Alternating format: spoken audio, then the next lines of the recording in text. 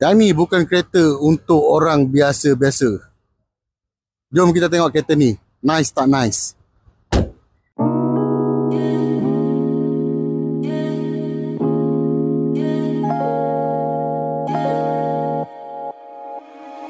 So inilah dia, kereta Toyota Crown RS Advance.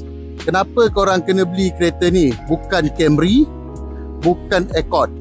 Kenapa Crown RS? Enjin dia datang dengan 4 inline 2.0 turbocharged, berbekalkan 245 horsepower dan 350 Nm torque. So dengan kereta klasi, mewah, eksekutif, dapat kelajuan supercar. Kalau dekat belah luar dia korang dah rasa nice, dalaman dia lagilah super nice. So steering dia bang, nice bang. Steering dia fully leather, solid. Okay, horn pun kuat, seat pun sama, fully leather, armrest fully leather. Dan yang nice dia lagi, 12 inci IHU unit. Lepas tu ni dia punya aircon panel dia. So abang boleh tengok dekat sini bang, macam dekat dalam Boeing 77 dah. Bang, satu lagi bang, yang ni pun nice juga bang.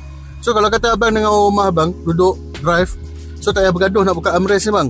Sebab kalau kata orang rumah abang nak buka, dia boleh tekan dekat side dia, buka, ambil lah barang dia. Kalau kata abang nak ambil barang, abang pula yang buka sebelah ni. So dia two-sided bang. Memang nice. Toyota Crown RS ni bang bukan sekadar kereta bang, dia adalah sebuah simbol status abang, lifestyle abang, mewah dan elegance. Kalau kata abang pergi sign tender, confirm dapat bang, projek 2 juta. So kalau kata korang nak orang pandang korang, orang respect korang kena ada satu Crown RS ni. Korang nak tahu harga bulanan, korang DM saya sekarang, jumpa korang. Subscribe.